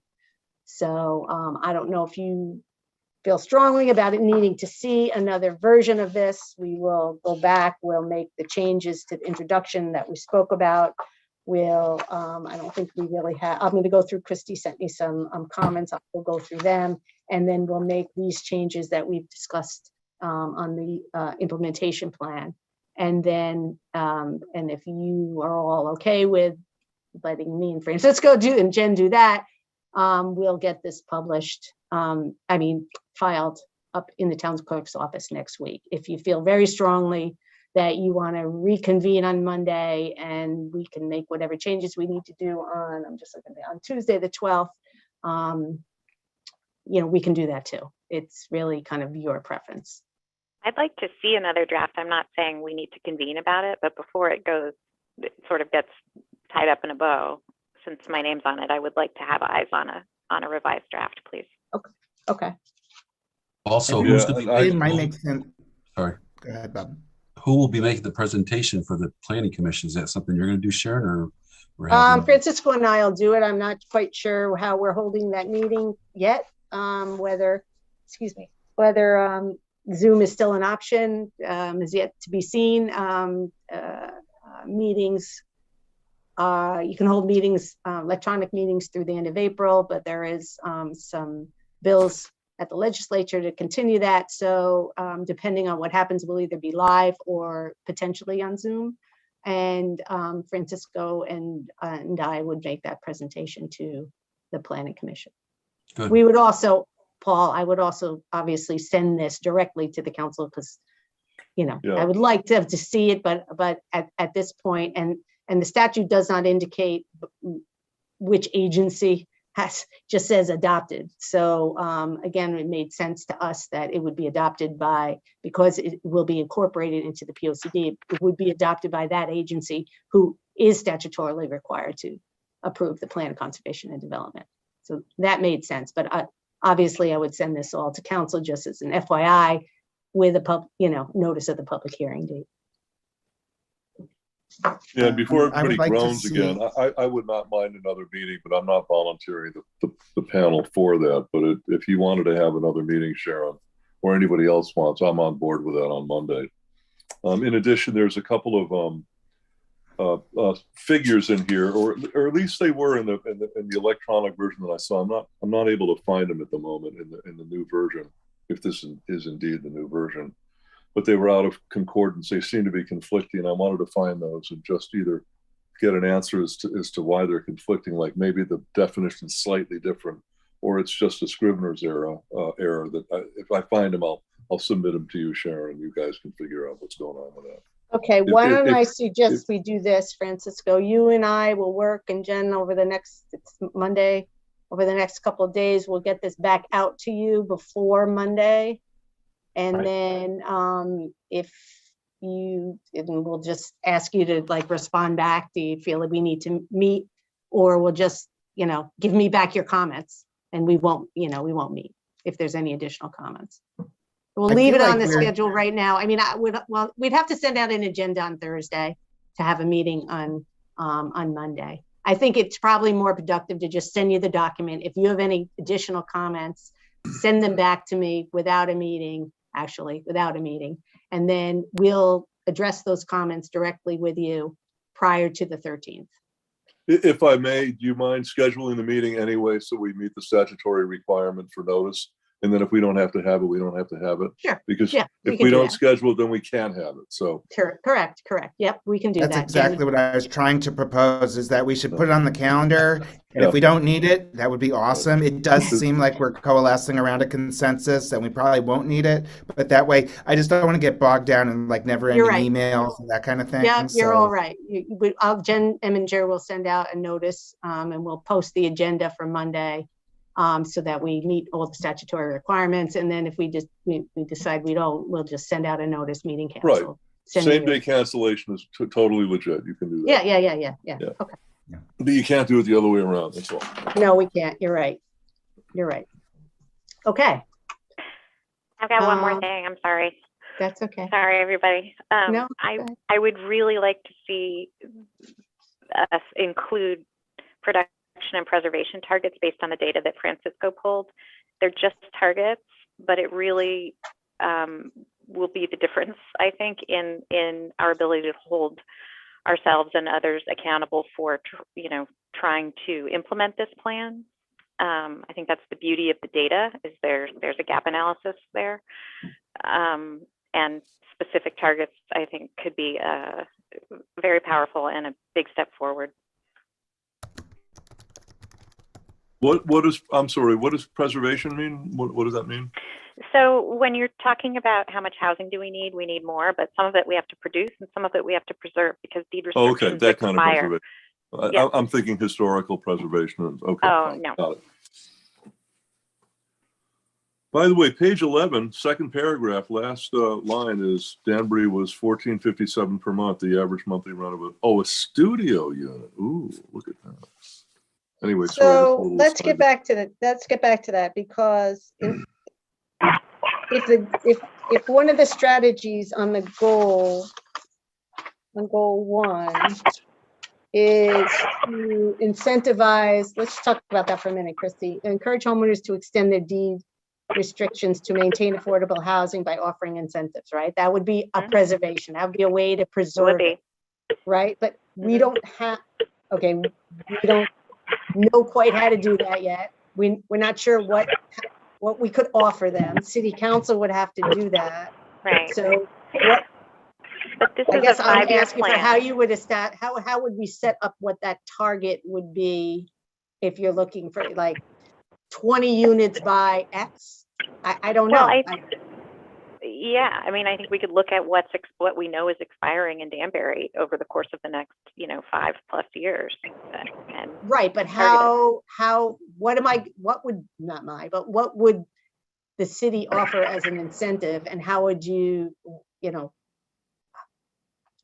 it was a funding incentive, how would you fund that? We haven't figured any of that out yet, that's all. So, but some of it is as easy as if it's a nonprofit developer and they were or housing authority units, you just remind the mission-driven developer that the deed is expiring. A lot of people don't pay attention to that, right? So I don't think you need to overcomplicate it as much as say, we know we have this many deeds expiring in the next X number of years. Our goal will be to target preservation of this many, of that number. Oh, we of could do units. that. Yeah. I just think targets are a critical part of transparency and accountability around moving forward on housing affordability. Yeah, I mean, based on even the state's list, we know, we have all the dates. We know the termination dates. I know which ones are coming off next year. Yeah, So, exactly. I'm just saying, I don't know with any. For instance, we wouldn't necessarily have something in place that would stop them from coming off because it's just happening too soon. But the goal would be, let's not have that happen. I just hadn't let's not assigned lose a by number to it. attrition. Exactly. Right. Yeah, and also maybe we can widen out that information. I have no idea what's coming off the list or going on the list, and I'm on city council. Maybe we could have quarterly reports from planning and zoning with that information included. No, So I'm that not we'll including that in. I'm not including that as. No, I'm just kidding.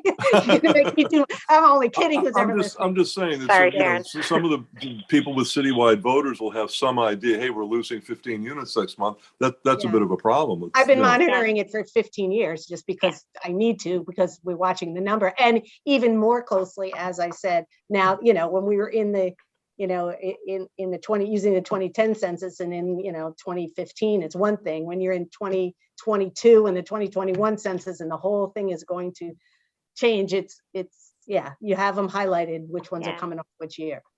So, well, if you could get that out to the council, that'd be great. I mean, if it's not going to be a tremendous amount of work, because I don't, just in the monthly packet or quarterly, whatever, I'd like to know. I'll figure out a way to get help it. you with that, Sharon. Okay. Sorry, I didn't mean to make work for you.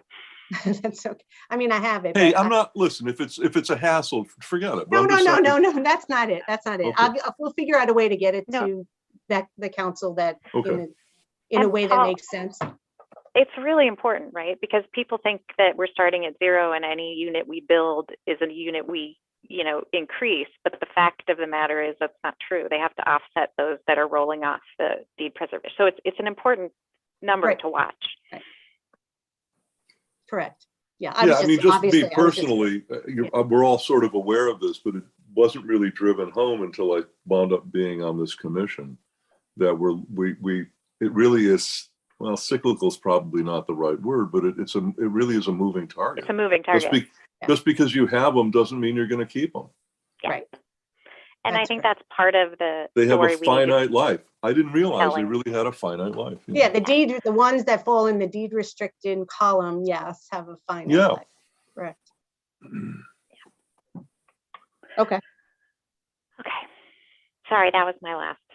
That's okay. I'm going to go through your comments and Thank you. and we'll incorporate what we can into this, and we'll get it back out to everybody. And then, as we indicated, Jen Eminger will send out an agenda, prepping agenda for Monday. And if we decide, we don't need it, we don't need it. I'm just going to work with Francisco to figure out a way to kind of redline so you see the things that have changed. We'll figure that part out. So, or we'll just get you, it's not overly long and you can just reread it. So we'll figure that part out. Right, Francisco, wherever you are? Well, we will. I just want to say, because I've read a million of these, this is great. Well done.